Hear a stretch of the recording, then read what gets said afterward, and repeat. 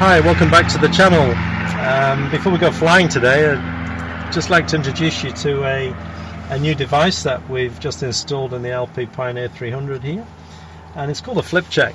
And all you pilots out there and aviation nerds, you'll be very familiar with the importance of using checklists for flying, whether it be aeroplanes or helicopters. And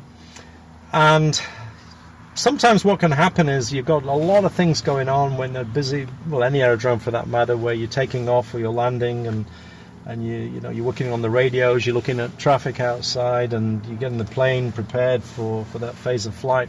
And it can be quite daunting sometimes to be going back to the checklist. Although we do our best to memorize everything, sometimes you can miss critical things out if you're not careful.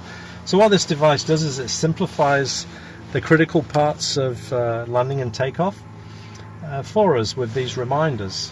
And I'll just walk you through it very, very quickly. So we have C here. This is for the takeoff phase of flight. So we have C here, which stands for controls. We're checking the controls are all free and easy. And so we put the tab down like that. Then we have I, that stands for instrumentation. We're checking that all the instruments are set correctly for the phase of flight. We'll knock the tab down. G, that the gas tank is set on the correct tank and the booster pump is on. A stands for attitude. So what that means is we've got the trim set correctly and the flap set correctly, again for that phase of flight. We'll knock that down. And R stands for run up. So before we take off, we'll find a suitable area on the aerodrome where we'll do what's called a run up, and we'll pull power from the engine, and we'll check that the mags are working correctly, and we'll also check that all our temperatures and pressures are correct, and then we'll put that down to there. Now we're left with GUMPS on this side, and this is a basic check for the landing phase of flight. So once again, the G stands for, we'll flip that up, the G stands for that we've chosen the correct tank and put the booster pump on for the landing phase. U, very important, is that the undercarriage is down and locked, and we get a green light here. And we leave this in even for, my recommendation is for you students out there, if you're flying a 172 or any fixed gear aeroplane, it's good to simulate that you've got retractable gear, because the day will come when you move on to retractable gear.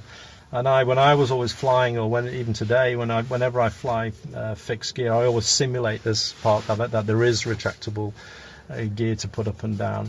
So it just becomes part of your mindset on the landing.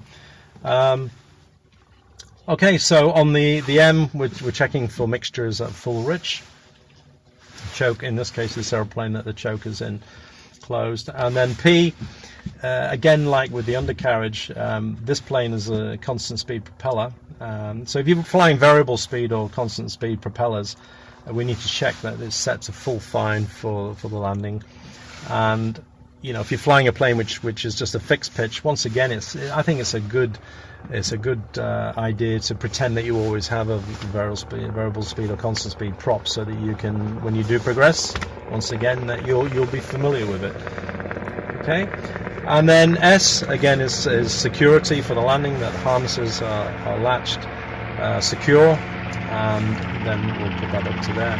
So these are available from Golding Aviation. They also come in other configurations for other types of checks, and I'll leave the details in the information below. Okay, let's go fly.